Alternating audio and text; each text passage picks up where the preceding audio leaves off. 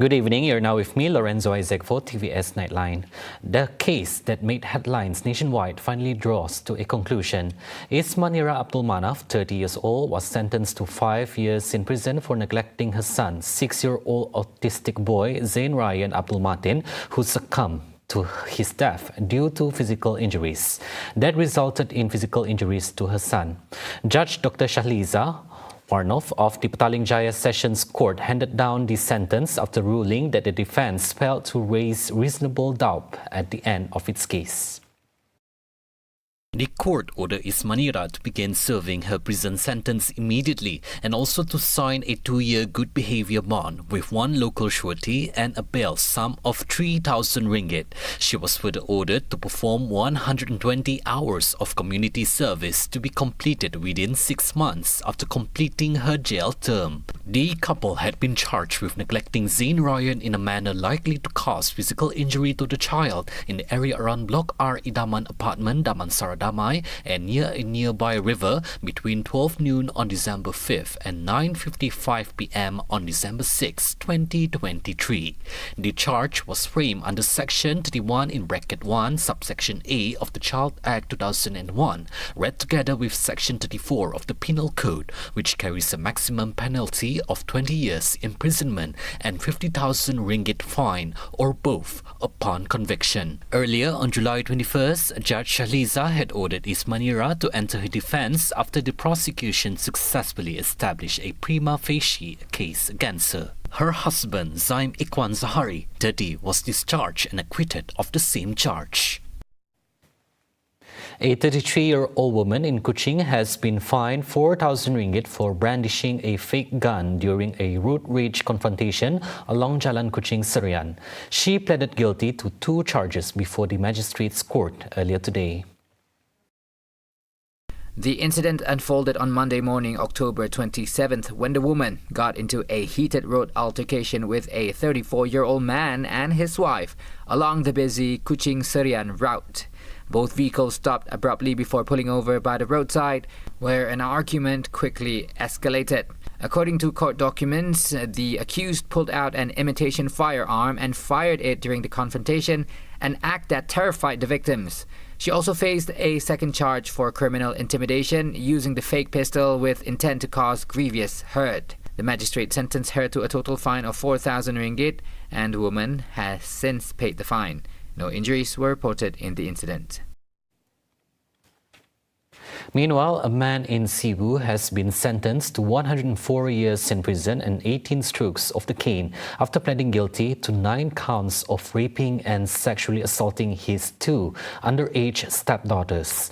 The session court handed down the sentence to 35-year-old Hafizi Hamza, who faced multiple charges under the Penal Code and the Sexual Offences Against Children Act 2017. Judge Mushiri Pi'it imposed between 10 and 12 years imprisonment with 2 strokes for each charge, all to run consecutively, amounting to 104 years and 18 lashes in total. The court had also ordered Hafizi to undergo counselling during his imprisonment and to remain under police supervision for 2 years after completing his sentence. The accused pleaded for a lighter sentence, saying he regretted his action and wished to see his wife and children while serving time. However, Deputy Public Prosecutor Cynthia Imelda Jerry urged the court to impose a severe punishment, stressing the lifelong trauma suffered by the 2 teenage victims. According to case facts, the offences took place at company quarters in Jalan Salem and a house in Lorong Indah between 2024 and 2025. The victims were aged 15 and 16 at the time of the abuse. Hafizi was charged under Section 376B of the Penal Code, read together with Section 16 and Section 14 in bracket A of the Sexual Offences Against Children Act 2017, as well as Section 377C of the Penal Code.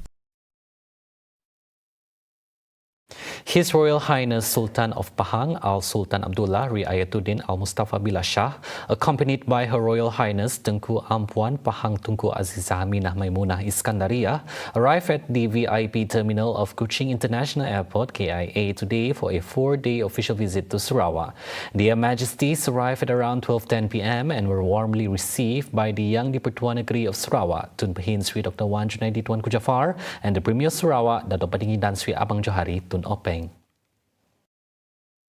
Throughout the 4-day visit, the royal couple is scheduled to attend a series of official and welfare events, including the Sarawak Pahang Friendship Dinner on Thursday night at Dun Sarawak. On Saturday, their Majesties are expected to visit Kampung Kanchong Baru to observe local weaving activities, followed by visits to the Semengoh Wildlife Centre and the Sri Kenyalang Songket Complex at Puncak Borneo Prison. That evening, the royal couple is expected to grace the launch of the Sarawak Drum Festival 2025 at Kuching Waterfront, which will feature a musical fountain show and fireworks display. On Sunday, their Majesties are scheduled to visit the Sarawak Cultural Village before attending the closing ceremony of the Sarawak Regatta 2025 and the Borneo Craft Festival 2025 later in the day. They will depart for Pahang on Monday. Malaysia and the US have agreed to strengthen bilateral economic relations through a joint commitment to maintain a resilient currency policy, ensure financial market stability and uphold transparent and ethical governance. Prime Minister Dato' Seri Anwar Ibrahim said the collaboration involving the US Treasury Department and Bank Negara Malaysia plays a vital role in enhancing policy coordination, boosting market confidence and ensuring a stable and responsive financial system amid global economic challenges. Anwar said the matter was among the key focuses of his meeting with U.S. Treasury Secretary Scott Bessent in Gyeongju on Friday, held in conjunction with the APEC Economic Leaders Meeting 2025. Anwar further said that Bessent expressed appreciation to Malaysia for the warm hospitality extended to U.S. President Donald Trump and his delegation during the 47th ASEAN Summit recently held in Kuala Lumpur. At the same time, Anwar also conveyed his gratitude to President Trump for the visit, which he said reflected Washington's strong commitment to fostering a constructive, respectful and mutually beneficial partnership with Malaysia. He added that Malaysia remains committed to strengthening strategic cooperation with the United States, guided by the principles of openness, fairness and mutual respect in pursuit of regional stability, prosperity and peace. Communications Minister Fahmi Fadzil has stressed that he takes seriously allegations involving a minister who reportedly threatened a journalist during a recent press conference. Fahmi said he had personally contacted the ministry concerned and raised the issue during the cabinet meeting held on Friday. As such, he reiterated that the government maintains a firm stance that journalists have every right to ask any question to ministers while performing their duties. Dalam mesyuarat Jabatan Menteri, saya telah menyatakan bahawa pendirian kerajaan adalah sangat jelas, yang mana wartawan berhak untuk bertanya apa jua soalan dalam mereka menjalankan tugas mereka sebagai wartawan.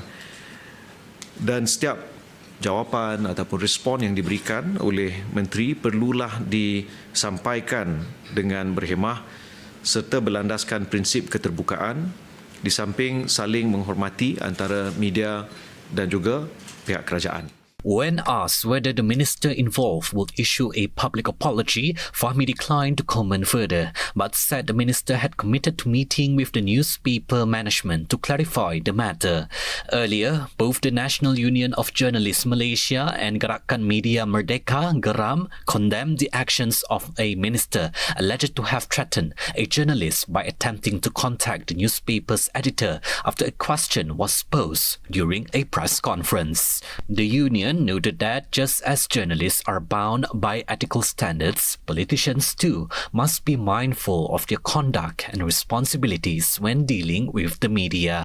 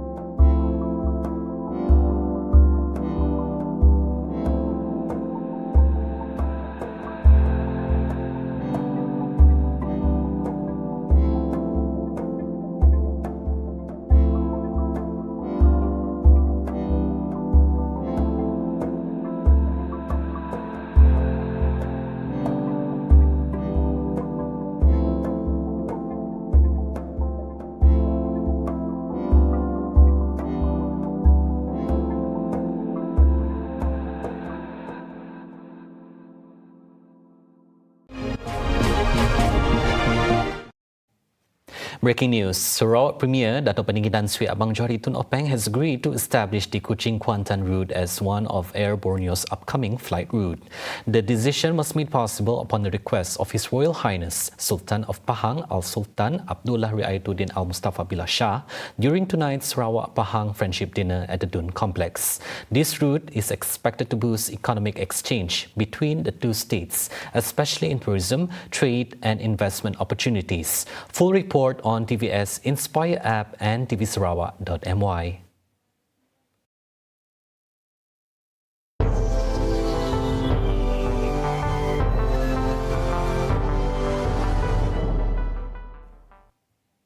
Afghanistan and Pakistan have agreed to maintain a ceasefire during meetings held in Istanbul under the mediation of Turkey and Qatar.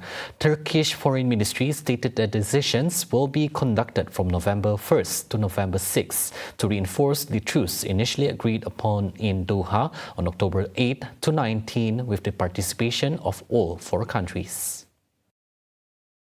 Both parties confirmed their commitment to uphold the ceasefire and decided to establish a monitoring and verification mechanism to ensure compliance and impose penalties on any violators.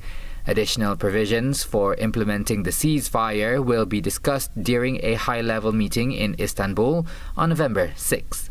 Pakistan's Federal Minister for Information and Broadcasting, Ataullah Tarar, said the Afghan Taliban had pledged to act against groups operating on Afghan soil, expressing hope that terrorist attacks from Afghan soil against Pakistan will end following the accord.